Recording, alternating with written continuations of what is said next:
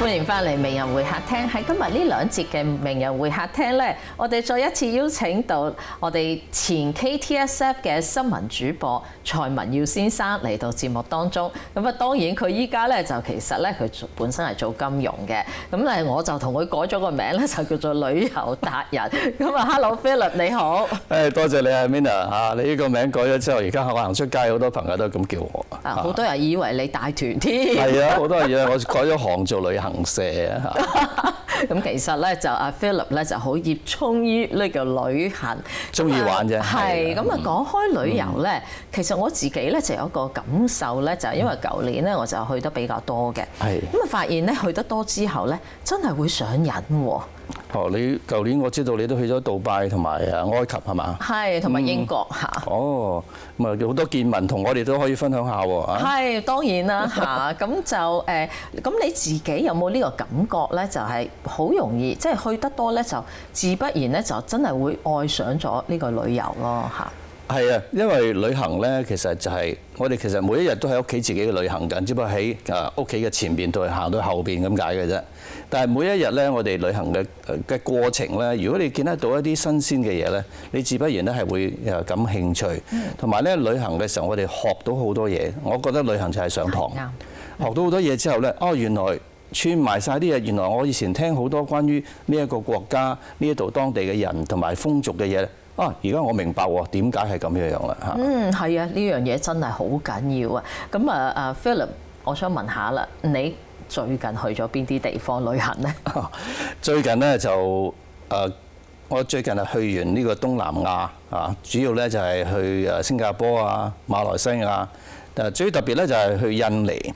同埋呢個仲有一個叫馬爾代夫嘅地方，馬爾代夫係屬於喺印度下邊南邊近住印度洋，全部都係近住赤道好熱嘅地方嚟嘅。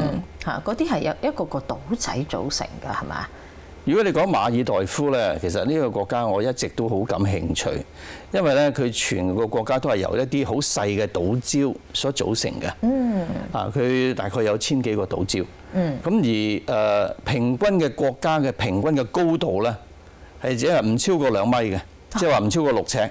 哇！真係好容易沉咗落海喎。係啊，所以呢，我趕住要去睇，因為呢，我好擔心而家呢嗰個海洋嗰個上升嘅時候呢，呢啲咁重要嘅即係咁特別嘅島礁呢，遲啲咧就唔知仲可以維持得幾耐嘅。即係好似嗰啲冰川咁咯，就係有可能咧，就呢個水平線越嚟越高嗰陣時咧，就變咗嗰啲島咧就慢慢就沉咗落去，就可以 under 個水裡面啦。地球暖化其實影響好大嘅。係啊。咁而影響最大就係呢啲島礁嘅國家。OK。所以趁有得去睇就快啲。係啊，趕快要去嚇。咁但係亦都睇到好多好特別嘅風俗同埋好多大自然嘅嘢。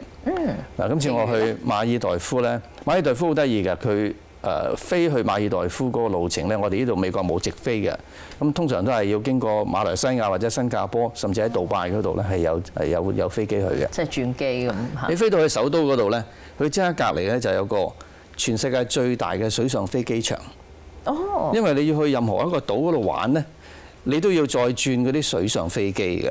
咁所以咧，你睇到佢冇陸地停嘅，因為佢全部係島仔嚟嘅。唔係，佢個主要嘅機場咧係陸地嚟嘅，係人工填出嚟嘅島嚟嘅。哦，填出嚟。而且係中國幫佢做嘅添。咁而另一方面咧，就係嗰啲飛機，即係你去到嗰啲島礁咧，佢好多都係有200幾個島咧，係有人 occupy， 即係有人喺裏邊活動或者係變成呢個度假酒店嘅。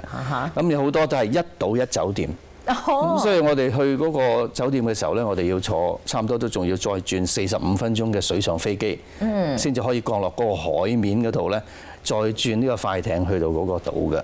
所以好得意喎，即係聽落都覺得好刺激喎，都幾好玩啊！而且呢個水上飛機係咪比較小型咧？比起一般嗰啲即係好似飛機我哋平時坐嗰啲？冇錯，佢呢啲水上飛機咧都係大概坐12或者13個人到嘅人。咁而佢嗰個飛機好特別嘅，喺飛機上面咧上飛機咧，佢哋即刻派個耳塞俾你嘅。因為好嘈係咪？因為佢哋全部螺旋槳。哦，即係一個舊款嘅。係啊，同埋打開晒啲窗，即係好多聲音走入嚟。哇！咁好大聲咯，係啊，可以打開啲窗㗎。而最得意咧就係嗰啲 crew 有兩個飛機師啦嚇，一個主嘅，一個副嘅，同埋一個即係後勤服務嘅喺機艙裏邊。3個人都係著拖鞋嘅。咁著拖鞋揸飛機嘅，因為佢哋成日都要落去嗰啲同水上有接觸嘅嗰啲浮泡嗰度。咁所以咧呢個經歷本身都已經係一個好特別嘅經歷，而且再加上喺嗰個旅程當中咧，望落去下邊嗰啲，哇，一個個唔同嘅島礁。呢啲島礁其實係好多千萬年之前咧，嗰啲火山爆發咗之後嗰啲 crater， 然後咧慢慢啲珊瑚喺上邊咧慢慢增長 build up 咗，出現咗突咗出嚟嗰啲叫做島礁。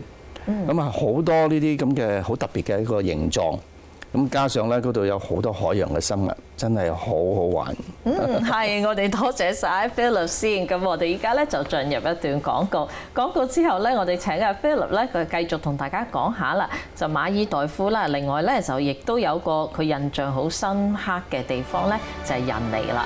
咁我哋一間見。